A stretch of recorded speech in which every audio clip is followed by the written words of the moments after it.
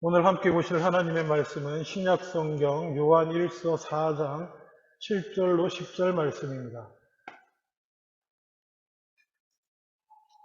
신약성경 요한 1서 4장 7절로 10절 말씀.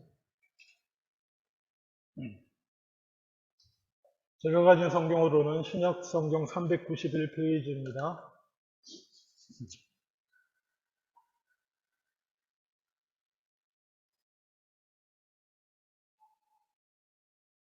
391페이지 요한 1서 4장 7절로 10절 제가 봉독합니다. 사랑하는 자들아, 우리가 서로 사랑하자. 사랑은 하나님께 속한 것이니 사랑하는 자마다 하나님으로부터 나서 하나님을 알고 사랑하지 아니하는 자는 하나님을 알지 못하나니 이는 하나님은 사랑이심이라. 하나님의 사랑이 우리에게 이렇게 나타난 바 되었으니 하나님이 자기의 독생자를 세상에 보내심은 그로 말미암아 우리를 살리려 하심이라. 사랑은 여기 있으니 우리가 하나님을 사랑한 것이 아니요 하나님이 우리를 사랑하사 우리 죄를 속하기 위하여 화목제물로 그 아들을 보내셨음이라. 아멘. 오늘 찬송을 보시면 지난 주일 제가 야외 예배 때 드리려고 뽑았던 찬송입니다. 478장하고 79장 순서도 그대로. 근데 지난 야외 예배 때 아시다시피 우리 뒷줄에 앉아 계셨던 이슬람 교도들, 왼쪽에 있던 힌두 교도와 그리고 우리 위쪽에 앉아 있던 종교는 알 수 없는 중국인들 너무 따닥따닥 붙어 있어서 마치 예수 믿는 사람이 무례한 사람처럼 보일까 봐서 역시 하나님의 영광을 가릴 것 같아서 그냥 드리지 않았었지만 그냥 마음이 저는 좀 안 좋았어요. 그래서 오늘 다 찬송하리라. 원래 제가 성경 본문과 관련해서 찬송가를 주로 정하는데 몰라. 그냥 지난주에 이 찬양 못 드린 게 너무 그냥 마음이 맺혀가지고 그 찬송 주님 합니다. 그러고 찬송에 넣었는데요. 오늘의 주제가 뭘 것 같습니까? 제목에 사랑, 하나님인데요. 하나님하고 가장 어울리는 단어를 뽑으라고 한다면 제가 뭐라고 말씀드렸죠? God is love입니다. 물론 거룩하심도 있고 있지만 그 거룩과 이 의조차도 하나님의 사랑을 드러내는 것들인 경우가 많기 때문에 그리고 또 연약한 인간으로서 하나님의 사랑을 그 거룩함 앞에 감히 나타날 수 없는 우리로서 그의 사랑을 더욱 의지할 수밖에 없는데요. 그 478장이나 저는 79장도 저는 하나님의 사랑과 관련이 있다라고 생각합니다. 하나님의 창조는 그의 사랑하심의 결단이에요. 그의 사랑의 나타나심입니다. 그래서 그의 지으신 만물과 비록 그의 지으신 만물 중에 가장 악한 타락해서 가장 악한 인간들의 마음으로 인해서 세상 구석구석에는 여전히 어두움이 있고 아픔이 있고 살육이 있다고 할지라도 우리는 참 아름다워라 찬양해야 된다고 믿습니다. 인간의 악함과 상관없이 하나님의 사랑과 그 거룩하심을 찬양해야 되고 우리의 연약함과 그로 인한 우리의 영역간의 연약함과 아픔으로 인해 힘들고 어려울지라도 우리는 그의 사랑을 높이고 찬양할 수밖에 없는 것이 오늘 말씀 나누겠지만 우리는 그의 사랑 가운데 지으심을 받았고 그의 사랑을 받으며 살고 그의 사랑의 품에 안기게 될 것이기 때문인 줄로 믿습니다. 그래서 제가 찬양을 야외 예비기 때문에 고르기도 했거니와 478장 그리고 79장 이렇게 골랐었는데요. 79장은 나중에 설교 이후에 드리게 될 겁니다만 저는 79장을 부르려고 할 때마다 너무 늘 떠오르는 분이 한 명 있습니다. 주 하나님 지으신 모든 세계 이러면 저는 그냥 무조건 어떤 한 장면이 떠오르는데 그게 뭐냐면 제가 몇 년 전에 나눴을 거예요. 아마 아시는 분은 아실 텐데 테너 가수 중에 배재철이라고 하는 분이 계십니다. 제가 처음 알 때는 집사님이셨는데 지금 잘 모르겠네요. 이분이 어떤 분이었냐면은 2003년 영국의 타임즈에서 아시아 오페라 사상 최고의 테너라는 평가를 받았던 분입니다. 그리고 콩쿠르에 나가서 뭐 도밍고 콩쿠르 이런 데 나가서 1등 한 것만 해도 제가 이렇게 경력을 살펴보니까 6, 7군데 국제 콩쿠르에 나가서 테너로서 1등을 했던 사람이에요. 배재철이라는 분. 그리고 그 텃세가 센 독일 오페라단에서 물론 한 도시에 있는 그래도 국립오페라단이에요. 제가 그 도시 이름을 까먹었는데 도시 이름이 어려웠습니다. 하여튼 자를란트군요. 독일 자를란트 국립극장의 전속 테너로 계약을 하게 됩니다. 그게 2004년이에요. 그야말로 찬란하게 앞길이 짱짱한 테너였습니다. 그분이 우리 오페라나 클래식 좋아하시는 분이면 아마 다 좋아하실 텐데 뭔가요? 저도 생각이 빈세라 이러고 쫙 올라가는 거 있잖아요. 바바바바바바바 이거 부르시는 거 한번 찾아서 들어보세요. 전성기 때 정말 좋습니다. 그래서 그 독일에서 테너로서 국립극단에 전속이 됩니다. 정말 그랬던 분인데 그게 2004년이에요. 근데 2005년 가을이 됐을 때 갑자기 목소리 이상이 옵니다. 그랬는데 알고 봤더니 갑상선 암이 온 거예요. 그래서 수술을 하려고 합니다. 조용히 수술하면 잘 되겠지 했는데 수술을 하면서 성대 신경을 끊을 수밖에 없게 됐어요. 그리고 수술을 하면서 횡격막의 일부도 잘라내게 됐습니다. 여러분, 횡격막하고요, 성대는 노래하는데 필수적인 것입니다. 이 찬양 조금만 해보시면 횡격막 큰일 나거든요. 이게 딱 받쳐주는 건데. 그리고 심지어 수술은 암은 다 절제를 했는데 오른쪽 폐 기능도 상실하게 됐어요. 그리고 암은 제거했는데 말도 못하게 됐습니다.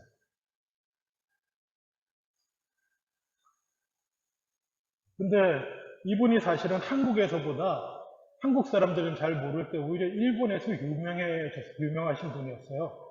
왜냐하면 이분 와지마 도타로라고 하는 일본 오페라 프로듀서가 있습니다. 그러니까는 공연 같은 거 섭외하고 만들고 제작하고 하는 와지마 도타로라고 하는 프로듀서가 일본에서 2003년인가에 유명한 이탈리아 여자 소프라노를 초청해서 일본 순회 공연을 계획하고 있었어요. 근데 이제 소프라노만 곡만 계속하는 게 아니라 이렇게 테너도 해서 같이 듀엣도 하고 여러 가지를 하려고 이 여자 소프라노, 이 정말 세계 최고급의 이 여자 소프라노를 상대할 만한 남자 테너를 찾았어요.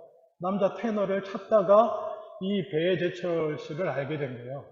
누구의 추천으로 만나서 그 노래를 듣게 되고는 정말 이 사람도 감동했다고 그래요.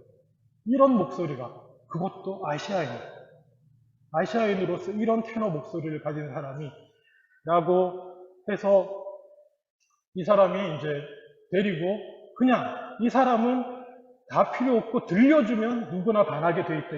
프로듀서로서 자신감을 갖고 막 그렇게 일본 전역에 처음에 배재철이 누군지 아무도 모르니까 일본 유명한 여자 배우 셋을 고용해가지고 그 사람이 그 여자 배우 셋이서 오페라 곡들을 뭐 이렇게 소개해주는 형식으로 하면서 배재철을 세워서 공연을 하는데 데이트를 칩니다. 정말 누구나 들으면 넘어가는 목소리였어요. 그래서 요즘에 이분의 목소리를 테너 리리코 스핀토라고 부른다고 해요. 리리코 스핀토. 리리코는 서정적이라는 뜻을 가지고 있습니다. 그래서 보통 테너 리리코 이러면 서정적인 음색을 가진 테너.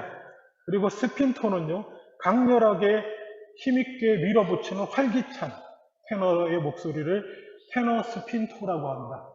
근데 이분은 테너, 리리코, 스핀토 두 개를 다 가지고 있는 거예요. 이런 사람을 신이 내린 목소리라고 한답니다. 서정적이면서도 동시에 힘있고 활기찬 음색도 같이 있는 거예요. 하여튼 그래요. 이런 분이었는데 그래서 일본에서 잘 나가기 시작하니까 한국에서도 유명세를 타고 있고 독일에서도 오페라 전속 가수가 되고 이랬는데 덜컥 이렇게 된 거예요. 그랬을 때 이 와즈마 도타로라는 사람이 참 좋은 친구예요. 목소리도 낼 수 없게 된 그 친구를 이 배재철 씨를 찾아가서 어떻게든 이 사람이 그러니까 사실 자세한 얘기가 있는데 뭐냐면 배재철 이분 원래 신앙인입니다. 신앙인이어서 나중에 이 와지마 도타로 씨라는 분이 인터뷰하면서 얘기한 얘기예요. 내가 그래서 자기한테 말도 안 하고 수술을 받고는 연락도 없더래요. 목소리도 안 나오고. 그래서 무슨 일인가 하고 찾아봤더니 뭐 하여간에 그런 상황이라는 얘기를 하면서 이 배재철 씨가 자기에게 뭐라고 얘기했냐면은 목소리를 읽고 나서 비로소 내가 정말 중요한 것이 뭔지를 알게 됐다. 라고 자기한테 얘기를 하더래요. 뭐 글을 썼는지 얘기를 해. 처음에 목소리가 안 나오는 상태였으니까. 그 순간에 이 양반이 어떻게 생각했냐면, 이 사람의 목소리를 되살리는 것이 나의 사명이다. 라고 생각했대요. 와지마 도타로 이 양반이.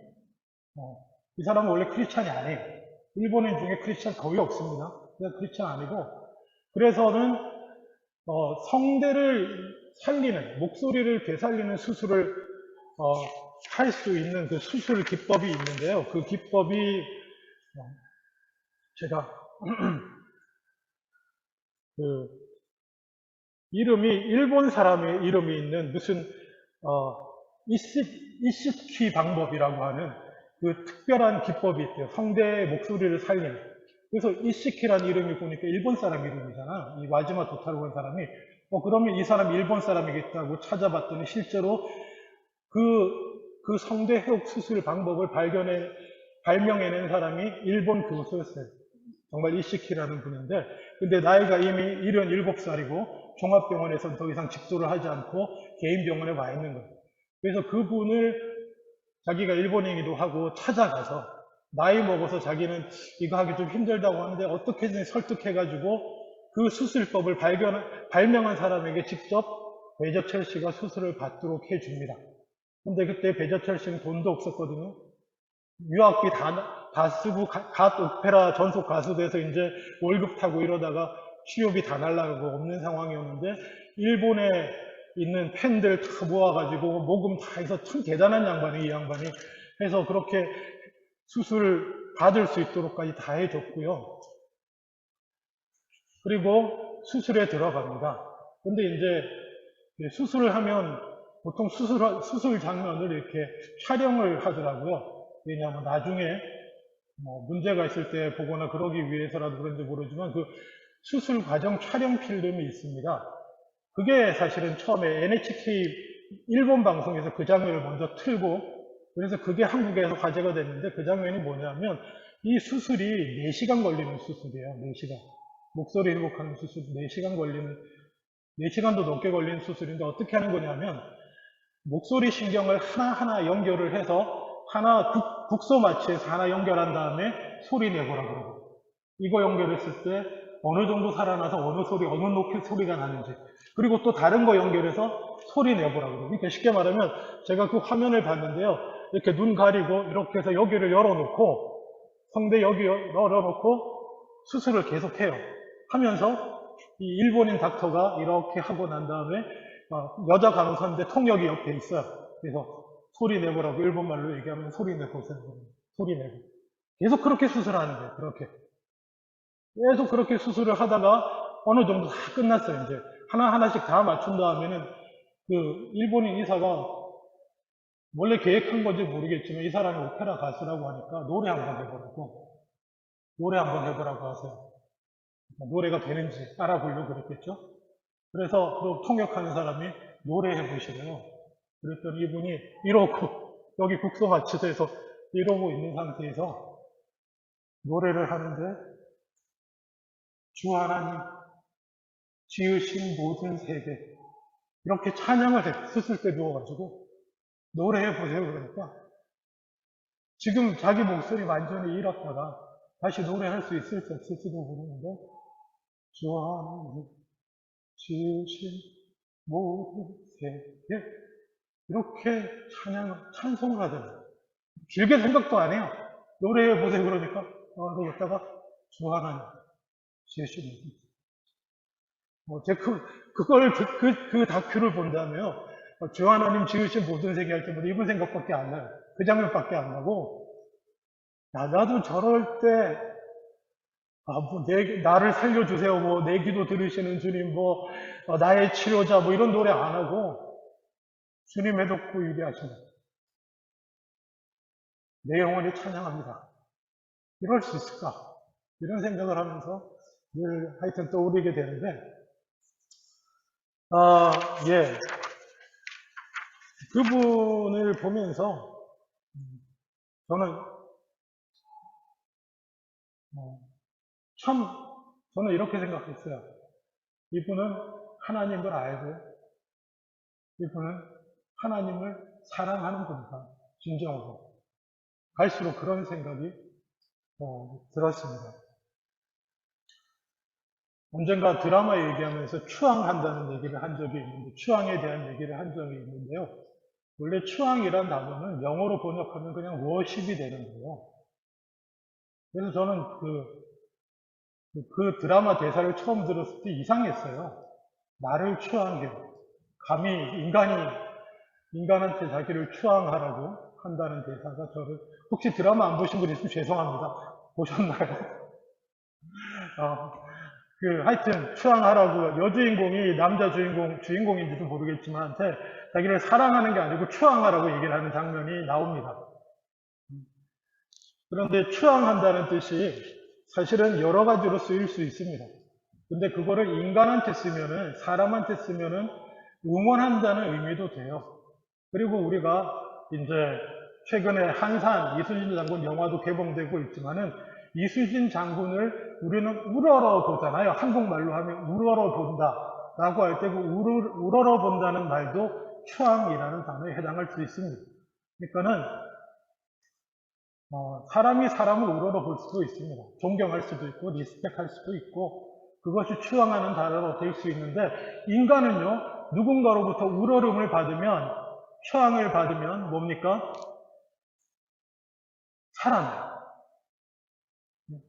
살아납니다. 아버지 여러분, 남편 여러분, 아내가 여러분을 존경하고 존중합니다. 여러분 어떻게 될 것 같습니까? 생명 바칠 수 있습니다.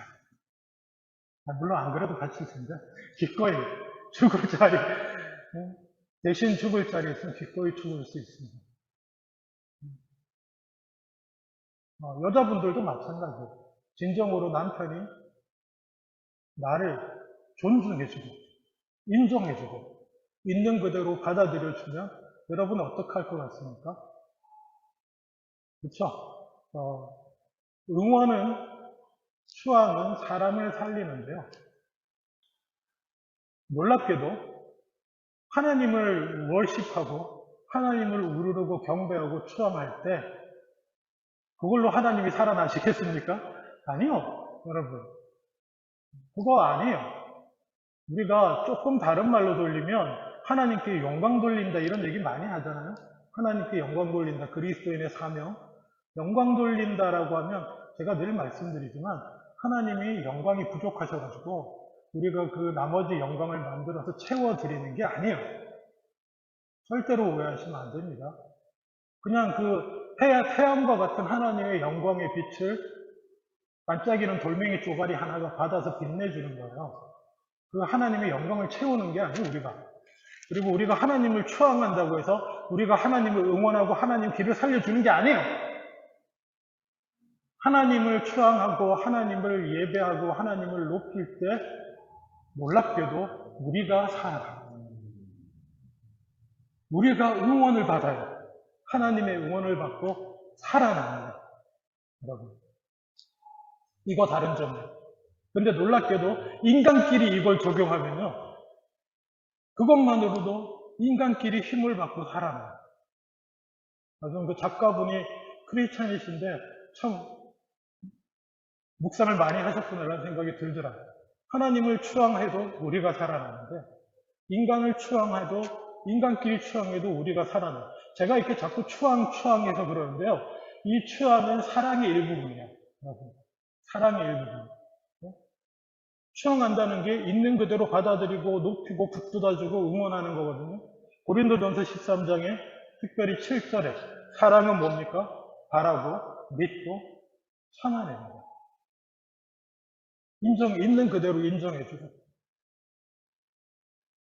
그래서 잘 되고 살아나고 회복될 것을 믿어주고 그 가운데 드러나는 온갖 모자란 부분과 가끔은 죄성과 이런 것들도 참아내주고 견뎌주고 하면서 그거를 추앙이라고 표현한 것 같은데 인간관계에 있어서 그거는 사랑의 일부분이에요.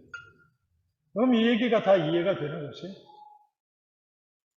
하나님을 높이고 바라고 예배하는 것 그리고 인간관계 인간끼리도 높여주고 우러러주는 것 이거 다 사랑으로 연결되는 것입니다. 그래서 하나님을 사랑하는 자의 결국은 하나님을 높이고 경배하는 것, 하나님을 찬양하는 것입니다. 본문으로 돌아가죠. 처음에 보면 사랑하는 자들아 우리가 서로 사랑하자. 사랑은 하나님께 속한 것이니 사랑하는 자마다 하나님으로부터 나서 하나님을 알고 사랑하지 아니하는 자는 하나님을 알지 못하나니 하나님은 사랑이십니다. 너무나 유명한 말씀이고 너무나 유명한 말씀인데 사랑을 알고 사랑을 할 줄 아는 사람이 하나님을 알고 또 진정으로 하나님을 사랑하는 자가 되게 되는 줄로 믿습니다. 그리고 그 하나님을 사랑하는 그곳에는 바라고 믿고 참아내고 오래 참고 자기의 유익을 굳이 아니하고 이 모든 것이 다 들어가 있는 것. 제가 오늘 일일이 설명하지 않아도 여러분은 다 잘 아실 줄 믿습니다. 그리고 그 사랑의 실천의 끝은 9절에 하나님의 사랑이 우리에게 이렇게 나타난 바 되었으니 하나님이 자기의 독생자를 세상에 보내심은 그로 말미암아 우리를 살리려 하심이라. 사랑은 여기 있으니 우리가 하나님을 사랑한 것이 아니요 하나님이 우리를 사랑하사 우리 죄를 속하기 위하여 희생 제물로 아들을 보내셨습니다. 이 말씀을 나누기 전에 베제찬 씨 얘기를 계속하면 그분은 어떻게 해서 테너 가수로서 목소리를 잃고 수술대에 누웠을 때 하나님을 찬양할 수 있었을까요? 인생이 무너지는 결정적인 타격을 받은 거잖아요. 단순히 돈 벌기가 어렵다 수준을 넘어서 인생의 삶의 목표로 삼아왔던 모든 것이 그냥 끝장나 버리는 순간이잖아요. 그 순간에 누워서 하나님을 찬양할 수 있었던 이유가 뭘까요? 사실 잘 몰랐어요. 처음엔 저도 혼자 여러 가지로 계속 묵상하다 최근에 사실 솔직한 얘기로 지난주에 또 야외 예배 찬양 선곡을 하다가 79장을 이렇게 딱 뽑으면서 우리 베제틀 집사님이 생각나서 다시 한번 옛날에 그 자료들을 뒤져보고 최근 자료까지 이렇게 다시 보게 됐는데 보면서 찾아보니까 이분이 그 얘기한 적이 있더라고요. 그때 어떻게 해서 찬양하실 수 있게 됐습니까? 했더니 수술 들어가기 전에 기도했었대요. 어떤 기도를 했냐면 하나님께서 다시 한번 제게 목소리를 주시면 그 목소리로 제일 처음 찬양을 하나님께 드리겠습니다. 그 기도만 했대요. 목소리를 돌려주시면 제가 그 목소리로 제일 처음 할 것은 하나님께 찬양을 드리겠습니다. 그래서 그랬대요. 그랬는데 그냥 그 기도하고 들어갔는데 수술 중에 그 닥터가 노래해보라고 할 줄 몰랐을 거 아니에요. 근데 누웠는데 갑자기 닥터가 노래 부르라 그러더라고요. 그래서 하나님이 받으시는구나. 그렇게 생각하고 찬양을 했던 거예요. 근데 이분이 그 고난 가운데도 왜 찬양할 생각을 했겠습니까? 어떻게 그렇게 찬양할 생각을 할 수 있었겠습니까? 그것은 하나님의 사랑에 대한 기억이 있기 때문인 줄로 믿습니다. 지난 시간 동안 지금 나는 갑상선 암으로 목소리를 잃고 모든 꿈이 사라진 그 순간에 있지만 돌아보면 그동안 하나님이 내게 베풀어 주신 사랑이 얼마나 큰지 알고 있었기에, 그리고 내가 겪어온 인생의 어렵고 힘든 순간순간마다 하나님이 나를 어떻게 회복시키셨고 어떤 은혜를 베푸셨고 살리셨던 기억이 있기 때문에 이번에도 역시 내가 지금까지 겪어온 어떤 어려움보다 더 큰 어려움을 내가 직면하고 있지만 그럼에도 불구하고 하나님의 사랑을 기억하고 지금도 여전히 나를 사랑하시는 하나님을 기억하고 그렇게 회복되면 바로 하나님께 찬양할 준비를 하고 그렇게 들어갔고 딴 때도 아니고 뭐 수술 끝나고 나와서도 아니고 수술 중간에 하나님, 저는 그렇게 생각합니다. 하나님이 찬양해 볼래? 그 닥터를 통해서 그렇게 말씀하셨다고 생각해요. 그래서 아마 찬양을 한 것 같은데 마찬가지입니다, 여러분. 사랑을 할 때, 사랑하는 데 있어서 사랑의 가장 큰 적이 뭔지 아십니까? 사랑의 가장 큰 적. 하나님을 사랑하거나 인간과 인간이 서로 사랑하거나 사랑하고 사랑받고 할 때 사랑의 가장 큰 적이 뭘 것 같아요? 그것은 의심하는 것입니다. 뭐 그리스 신화에도 푸시케하고 에로스가 뭐 이런 얘기 있죠. 기억나십니까? 전 그 신화는 조금 내용이 좀 웃기긴 한데 왜 푸시케가 결혼을 했는데 어떤 신과 결혼하게 됐는데 밤에만 왔다 가요. 이 신이. 근데 그 신이 에로스 신이 밤에만 왔다 가는데 남편이 너무 궁금할 거 아니에요. 어떻게 생긴 남편인지. 그래서 촛불을 켜요. 남편 얼굴을 보고 싶어서 새벽이면 남편이 떠나가니까 신이라 떠나가니까 불을 켰는데 뭐 촛농이 떨어졌대나 나 에로스 바래 그랬더니 에로스가 놀라서 깨가지고는 유명한 말을 한마디 하고 갑니다. 사랑은 불신과 함께 할 수 없어 이러고 떠나는데 저는 그 배경이 이해가 안 돼요. 근데 인간이 그 보편적인 지혜는 분명히 맞아요. 사랑의 가장 큰 적은 불신이에요. 누군가 아무리 사랑해도 그 사랑을 믿지 못하면 어떻게 됩니까? 그 사랑은 아무것도 아닌 것입니다.